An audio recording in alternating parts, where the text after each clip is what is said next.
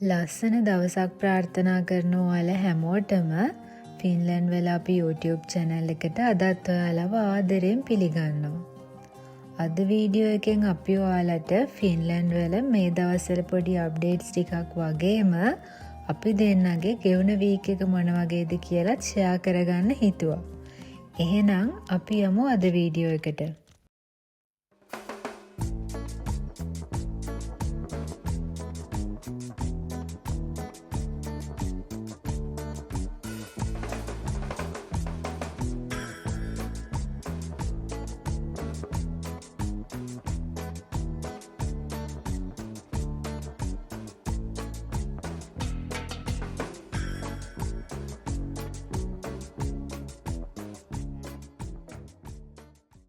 අපේ කලින් වීඩියෝ වල කිව්වා වගේම දැන් ෆින්ලන්ඩ් වල වින්ටර් එක ඉවර වෙලා ඔෆිෂියලි ස්ප්‍රින්ග් සීසන් එක එහෙමත් නැත්නම් වසන්ත කාලය පටන් අරන් තියෙන්නේ.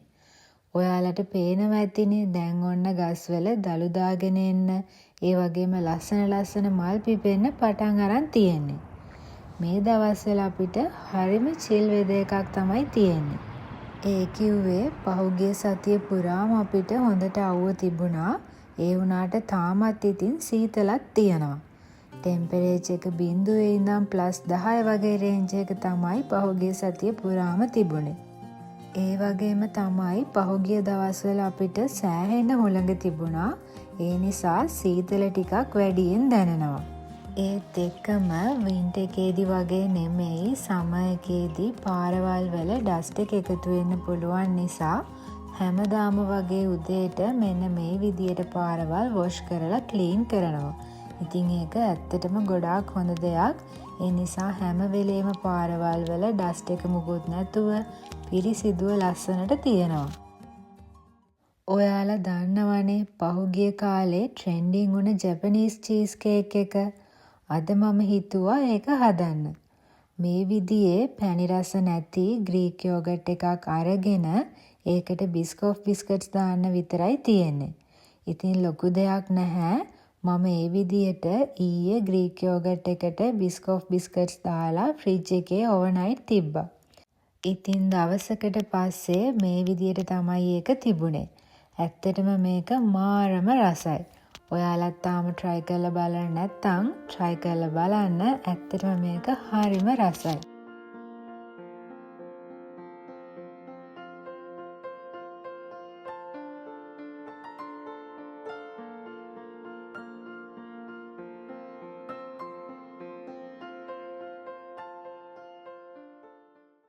දැන් ඉතින් මෙහෙ ඉර බහින්නේ ටිකක් රෑ වෙලා නිසා අපි දෙන්න හිතුවා හවස් වරුවක චුට්ටක් ලේක් එක ළඟට යන්න. ඉතින් අපි එතෙන්ට ගිහිල්ලා බලමු වටපිටාව කොහොමද කියලා.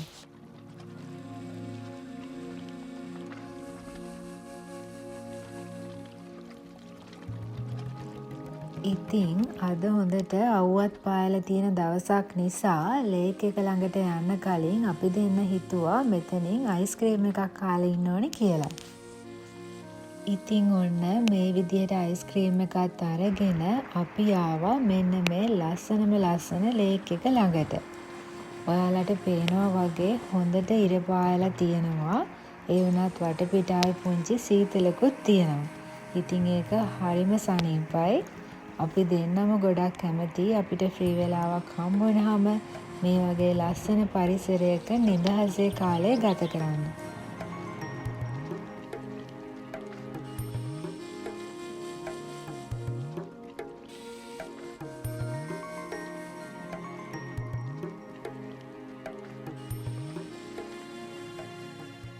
වීඩියෝ එක පටන් ගන්නකොටම මම කිව්වනේ අපි දෙන්නගේ ගෙවුන සතිය මොන වගේද කියලා සමරි එකක් මේ වීඩියෝ එකේ අපි ෂෙයා කරගන්නවා කියලා.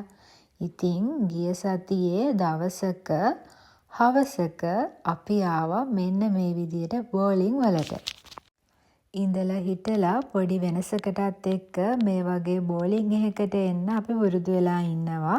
ඇත්තටම ඉතින් මේක මාරම ෆන්. ඒ වගේම තමයි බිසි ලයිෆ් ස්ටයිල් එකක් ගෙවන අපි වගේ අයට රිලැක්ස් වෙන්න මේක තවත් හොඳ විදියක්. ඉතින් ඔයාලා මේ දකින විදියට අපි දාගෙන ආපු ෂූස් අයින් කරලා මේ ට්‍රැක් එකට ගැලපෙන ඒගොල්ලොන්ගේ ෂූස් වලින් අපිට ගැලපෙන සයිස් එකේ ෂූස් තෝරගෙන අපි දාගන්න ඕන.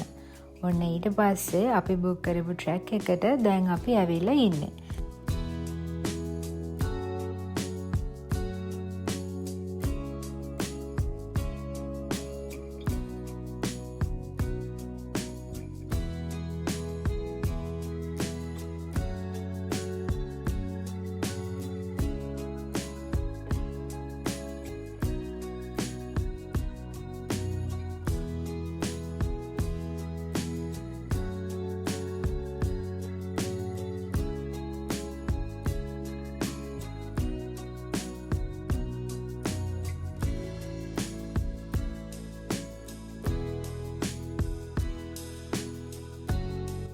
ඉතින් ඔන්න ඔය විදියට අපි මේ බෝලින් ගේම් එක ගොඩාක් එන්ජොයි කරා.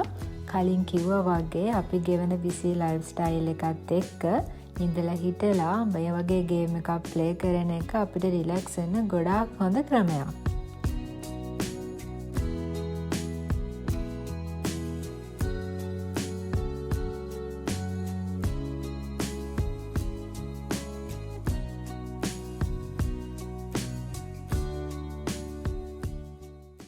ඉතින් මගේ හස්බන්ඩ්ගේ බර්ත්ඩේ එක තිබුණේ ගෙවුන වීකෙන්ඩ් එකේ මේ බර්ත්ඩේ එකට කලින් දවස. හෙට අපේ යාළුවෝ කට්ටිය එනවා හස්බන්ඩ්ගේ බර්ත්ඩේ එක පොඩියට සෙලිබ්‍රේට් කරන්න. ඒ නිසා මම දැන් හදන්නේ හෙට සර්ව් කරන්න තියෙන කෑම බීම ටික ලෑස්ති කරගන්න. එහෙනම් බලමු මම මොනවද හදන්නේ කියලා. ඔයාලට හිතා ගන්න පුළුවන්නේ මම මේ හදන්නේ කැරමල් පුඩින් එකක්. ඉතින් හෙට ඩිනර් එකෙන් පස්සේ ඩෙසර්ට් එක විදියට ගන්න තමයි මම මේ කැරමල් පුඩින් එක හදාගන්නේ.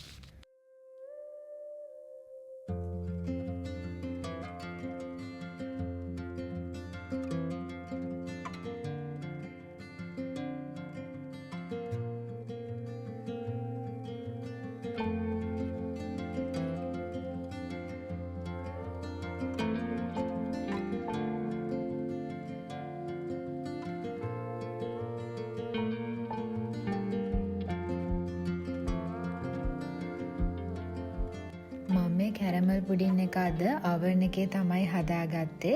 මේ තියෙන්නේ හැදිලා ඉවරුණාට පස්සේ අපේ කැරමල් පුඩින් එක තිබුණ විදිය. කැරමල් පුඩින් එක නිවෙන්න පැත්තකින් තියලා මම දැන් හෙට හදන මික්ස් රයිස් එකට අවශ්‍ය දේවල් ටික ලෑස්ති කරගන්න තමයි හදන්නේ.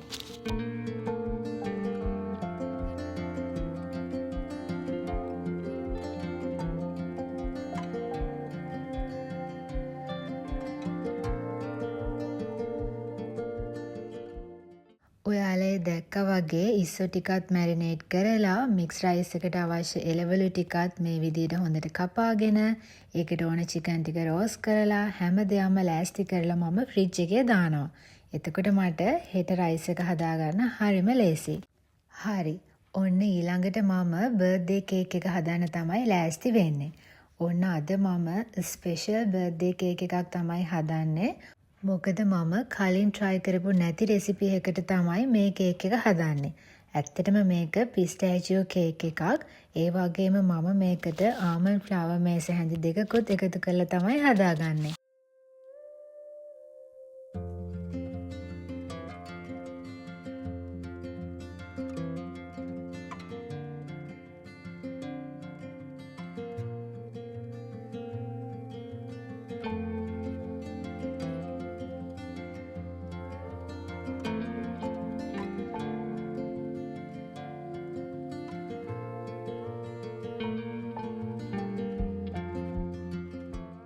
ඔන්න දැන් කේක් බටර් එක හදාගෙන ඉවරයි.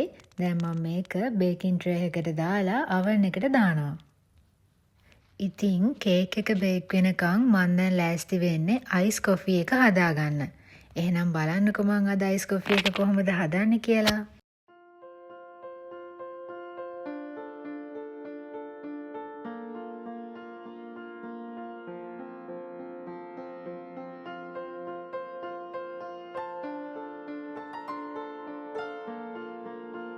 ඔයාලා දැක්ක වගේ මුලින්ම මම කොෆී, සීනි, චොක්ලට් පවුඩර්, එතකොට කුරුඳු පොතු කෑල්ලක්, ඒ වගේම කරදමුංගු මේ ටික ඔක්කොම එකතු කරලා මේකට උණු වතුර දාලා හොඳට මික්ස් කරලා තැම්බෙන්න වහලා තියෙනවා.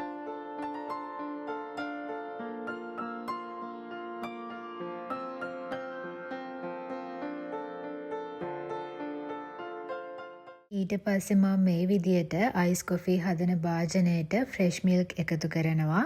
ඒකටම වැනිලා චුට්ටකුත් එකතු කරලා කලින් අපි තැම්බෙන්න වහලා තිබ්බ කොෆී මික්ස් එක මේකට එකතු කරගන්නවා. මේ තියෙන්නේ බ්‍රැන්ඩි. අයිස් කොෆී එකට බ්‍රැන්ඩි චුට්ටකුත් එකතු කරගත්තාම තමයි අර ඔතෙන්ටික් අයිස් කොෆී ෆ්ලේවර් එක එන්නේ. ඒ නිසා මම මේකට බ්‍රැන්ඩි චුට්ටකුත් එකතු කරලා හොඳට මික්ස් කරගන්නවා.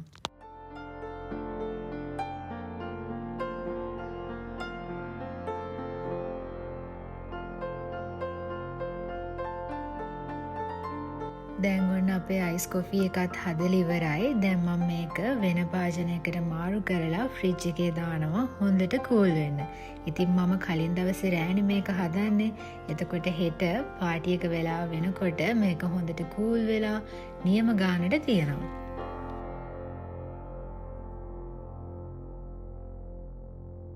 ඊට පස්සේ මම දැන් ලෑස්ති වෙන්නේ කේක් එකේ අයිසිං එකට ඕන දේවල් ටික ලෑස්ති කරගන්න. ඉතින් මම මේකට අයිසිං සුගර්වත් බටර්වත් එකතු කරන්නේ නැහැ. මම මේක ක්‍රීම් චීස් එකතු කරලා තමයි අයිසිං කරගන්නේ. මුලින්ම මම මේ විදියට වයිට් චොක්ලට් එකක් අරගෙන ඒක පොඩි කෑලි වලට කඩා ගන්නවා. ඊට පස්සේ මම මේකට එකතු කරේ උණු තික් ක්‍රීම්. ඉතින් ඒ තික් ක්‍රීම් එකේ රසනෙට මේ වයිට් චොක්ලට් එක මෙල්ට් වෙනවා. ඊට පස්සේ මම මේකට පිස්ටෑචියෝ ක්‍රීම් හැඳි දෙකක් එකතු කරනවා. මොකද මම පිස්ටෑචියෝ කේක් එකක් නේ හදන්නේ. ඊට පස්සේ මේ දේවල් ටික හොඳට මික්ස් කරලා චුට්ටක් නිමුණාට පස්සේ මම ෆ්‍රිජ් එකේ දාලා වහලා තියෙනවා. හෙට තමයි මම ක්‍රීම් චීස් එකට මේ මික්ස්චර් එක එකතු කරලා හොඳට මික්ස් කරලා කේක් එකේ ඇප්ලයි කරගන්නේ. දැනට මම මේක හදලා ෆ්‍රිජ් එකේ දාලා අරන් තියෙනවා. ඉතින් ලස්සන කොළ පාටක් එන්න ඕන නිසා මම මේකට කලරින් බිංදු දෙකකුත් එකතු කරගන්නවා.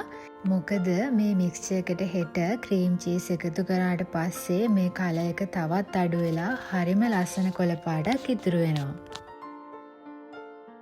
ඔන්න ඉතින් මේ ඊළඟ දවස. ඒ කියන්නේ හස්බන්ඩ්ගේ බර්ත්ඩේ එක දවස. මේ විදියට තමයි අපි කේක් ටේබල් එක හරිම සිම්පල් විදියට ඒ වුණාට ලස්සනට ඇරේන්ජ් කරගත්තේ. ඔයාලට පේනවනේ මේ විදියට තමයි මම කේක් එක ෆිනිෂ් කරගත්තේ. ඒ වගේම මම රෝල්ස් ටිකක්, පැටිස් ටිකක්, පේස්ට්‍රීස් ටිකක් හදාගත්තා. ඉතින් අන්තිමට බිසි වැඩි වුණ නිසා ඒ දේවල් ටික වීඩියෝ කරන්න නම් හම්බුනේ නැහැ.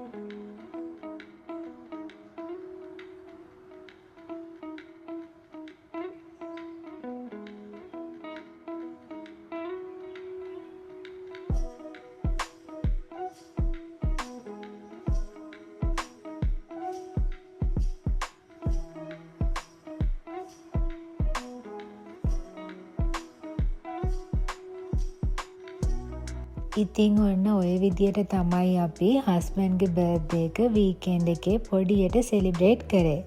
ඒ වගේම තමයි මේ බර්ත්ඩේ පාටි එකේ කෑම බීම ටික ඔක්කොම ගෙදරම තමයි හැදුවේ. ඉතින් අපේ යාළුවෝ කට්ටිය කිව්වා මේ කෑම බීම ටික ඔක්කොම ගොඩක් රසට තිබුණා කියලා. ඉතින් ඒ නිසා අපිට හරිම සතුටුයි. ඔය විදියට තමයි බර්ත්ඩේ එක දවස ගත වුනේ. වීඩියෝ එක පටන් ගද්දිම කිව්වනේ අපිට ස්ප්‍රින්ග් සීසන් එක ඔෆිෂියලි පටන් අරන් තියෙන්නේ කියලා. පහුගිය සතිය පුරාම ටෙම්පරේචර් එක +1 හා 10ත් අතර තමයි තිබුණේ. ඒ වගේම තමයි පහුගිය සතිය පුරාම අපිට හොඳට ඉර පායලා තිබුණා. ඒ වුණාට සෙනසුරාදා රෑ ආපහු -1ට ටෙම්පරේචර් එක අඩු වුණා. ඒත් එක්කම අපිට සෙනසුරාදා රෑ ආපහු හිම වැටුණා. ඉතින් ෆින්ලන්ඩ් වගේ උත්තර ධ්‍රවයේ පිහිටලා තියෙන රටවල් වල ඉද්දී ආක්ටික් සර්කල් එක හරහා එන තද සීතල හුළං නිසා ස්ප්‍රින්ග් සීසන් එකේ වුණත් මේ විදියට හිම වැටෙන්න පුළුවන්. ඉතින් හොඳට අවුව පායලා තිබුණත් පහුගිය දවස් ටිකේ එක රැයෙන් මේ වටපිටාව ඔක්කොම වැහෙන තරමටම හිම වැටුණා. ඒ වුණාට ඉතින් අද හවස් වෙනකොට ආපහු ටෙම්පරේචර් එක ප්ලස් යන නිසා මේ හිම ටික ඔක්කොම දිය වෙලා යයි. ඔන්න ඉතින් කිව්වා වගේම ෆින්ලන්ඩ් වල මේ දවස්වල විස්තර කොහොමද කියලා වගේම අපි දෙන්නගේ ගෙවුන සතිය මොන වගේද කියලාත් අපි ඔයාලත් එක්ක මේ වීඩියෝ එකෙන් ෂෙයා කරගත්තා. එහෙනම් ආයෙත් දවසක තවත් ලස්සන වීඩියෝ එකකින් ඉක්මනින්ම එකතු වෙනකන් අදට ගිහිල්ලා එන්නම්. ඔයාලා හැමෝටම සුබ දවසක්.